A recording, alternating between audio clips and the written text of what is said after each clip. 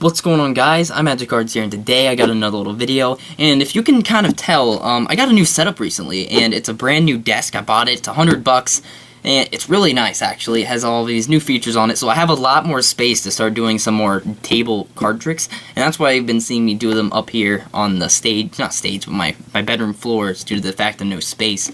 But now that I have a lot more, you should be able to see some more table card tricks. And aside from that, let's go ahead and get straight into the video. See you there. What's going on, guys? I'm MagicCards here, and today I got another little video, and if you can kind of tell, I got a new setup recently, and it's a brand new desk. I bought it. It's $100, and it's really nice, actually. It has all these new features on it, so I have a lot more space to start doing some more table card tricks, and that's why you've been seeing me do them up here on the stage, not stage, but my bedroom floors due to the fact of no space.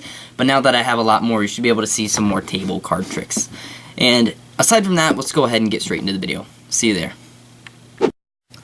So if you guys didn't guess this already, there is a couple of things you need to set up for this trick, and it's not too complicated of a trick. There is a couple of cleanup methods that I have figured out for this, but it's not entirely too difficult for somebody to figure out that is experienced in Magic. And let's be honest here, two signed cards. They have to look a little bit identical, but just enough that like you won't recognize if it's changed over time. Like if 40 seconds have passed between these, you're not going to tell a difference. Anyways, you're going to need two identical cards with the same backs, obviously, and I chose two open cards so I could sign them on the face, and that's how you're going to set up. You're going to take one card and leave it blank, like the two of diamonds, and leave that so it doesn't have anything signed on the front, and then you're going to take the other card and sign the front. So I'll go ahead and I'll grab two other cards. Let's say I want the another open card, the two of hearts. We'll grab the two of hearts, and then over here we'll grab another two of hearts from my other pack of cards. Here we go. So your setup is, take your first marker, you're going to go ahead and just orient them the same way. You're going to sign your name once on one card, and the other one you're going to leave, but you want to remember exactly where you signed it in about the same way you signed it on the first card. Now this is kind of the trick part. They're going to choose the card, and in a performance pattern, what I would most likely say is, now that you've chose the card, what I will do is I will sign the face of the card, just to make it even more random. Seems fair enough. They chose it, and then I get to sign it. So now it's like completely out of this world. There's no way he can get my card to somewhere else, right? That's the point. That's what they see. But us to magicians, they're like, something's fishy going on. Why is the magician signing it? But you don't have to worry about that. So your setup is, you take the first signed card, you place it on the top of the deck. You take your... Oh, my bad. You're going to take your signed card, put it to the side. Take your unsigned card, put that on the top of the pack. Take your signed card, and you're going to put it directly underneath of your wallet.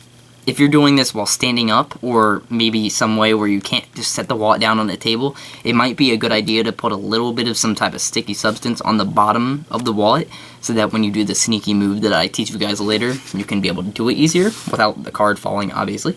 And you need one extra card from the middle of the deck, doesn't matter what, and you're going to put that on the inside of the wallet. So my wallet, I have the underside on the bottom, so when I open it, there's a fatter side that still flips up one more time, like this, and my card is going to go right here, and I'll put it down just like this, and then I'm going to take my other card and set it directly below the wallet, and that's my setup.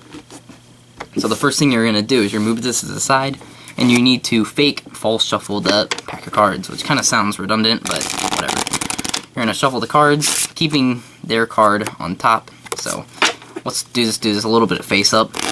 So I'll be shuffling the cards, just like that, keeping their card on the top, and then if I were to do the false shuffle that I was doing earlier, just like this, where I hold down this top card with my thumb, well, my back fingers, so that it doesn't go anywhere.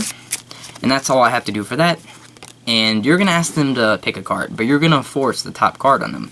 So you're going to cut down the pack, have them riffle, tell them, they'll tell you when to stop. So they stop here, you're going to cut to this sunbreak, pull it away, bring us to the top, and then now you have their forced card on the top, and you're going to tell them, I'm not going to look, but you're going to have them sign the card. Well, you're not going to say that, because this is kind of a different situation for a live performance.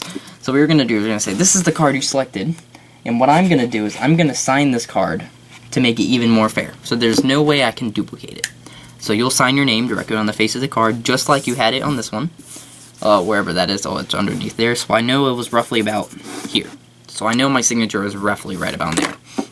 I will take this newly signed card. I'm going to blow on it, show it around to everybody. You're going to put it back on the top of the cards, just like so.